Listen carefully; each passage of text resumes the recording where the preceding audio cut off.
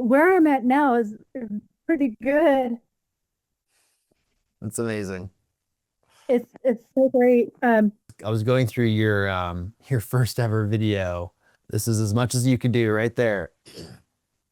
So you so this is your obviously this is your affected arm here. And so now you're just like so I mean that's an absolutely awesome improvement. The program is amazing. You just have to have the self-discipline to make sure you do it. Ain't that the truth?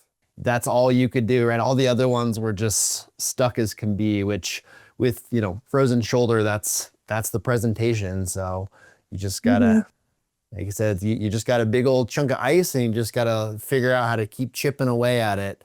And That's right. yeah, I remember the first part of this condition, and the pain was so severe. I'd be up all night rubbing it and just crying. And then slowly, I mean, I even found myself sleeping on my right side the other day, which hasn't happened in about a year. well, we kind of were talking about it a little bit before, but like, I'd love for you to share a little more about where you were before you started.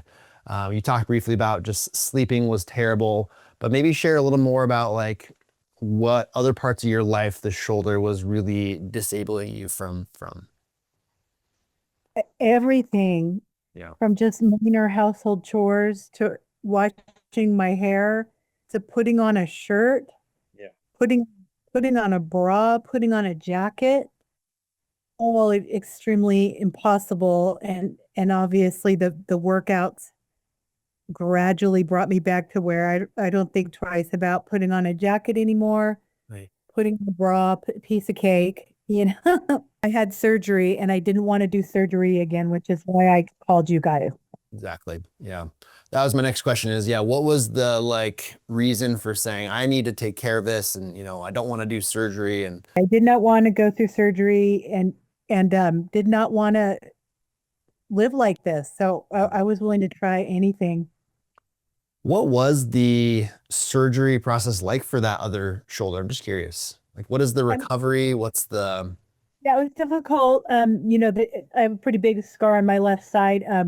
They went in there and they must have manually manipulated it. I don't really know what they did. And then they did something called clavicle resection. And then they said they clipped something on my bicep. So I didn't want that to happen anymore, yeah. um, of clipping because I want my bicep to work. Yeah, how dare you? I want to be able to pick up as much as I can in my older age. I'm 60, so I want to stay as strong as possible, pick up babies, all those fun things. Right, right. So I know you had when we had our first kickoff call, you tried PT and you had some pretty strong opinions of it. Maybe just share a little bit about like the previous PT and things that you were doing that just didn't feel like they were helpful. Well, they had me doing the pulley, which did absolutely nothing. Like even now as I'm doing this, there's like a clicking. So I know I'm in the thawing stage still. Yeah. Because when I the click, but the PT, it hurts so bad. And it just I wasn't going anywhere with it. I just feel like you guys knew exactly what PT I was supposed to do from extremely easy when I first started to gradually building up a place of harder and then focusing on my upper back and my scapula area.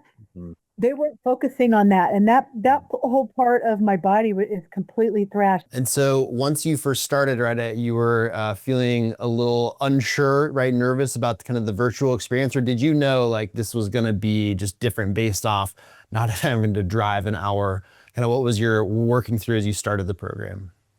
Well, I was afraid because I'm not somebody who sticks to things that she starts often. But I really had to force myself to work on this for freedom, Yeah. bodily freedom and life. Because I'm a hiker and I have grandchildren I want to pick up. A baby was born during this whole process, and I was able to hold that baby right there in the hospital when Right. my daughter-in-law gave birth. I mean, these things are huge. Like Yeah. I was able to assist my daughter-in-law in her birth and hold her leg, whereas a few weeks previous to that, I could not do that. I see. So you guys got to the point where I could assist my daughter-in-law into her having a baby and hold the baby. These things they seem minor to everybody else, that they were everything to me. I wasn't sleeping with my husband because I was in too much pain and I would just wake him up all night. So we separated into different beds and we're back sleeping in the same bed again. My shoulders to be strong so I could continue. I mean, again, I live in the mountains and I like to play outside. I like to swim in the lake. I like to sail with my dad, and that requires pulling ropes and things. Yes.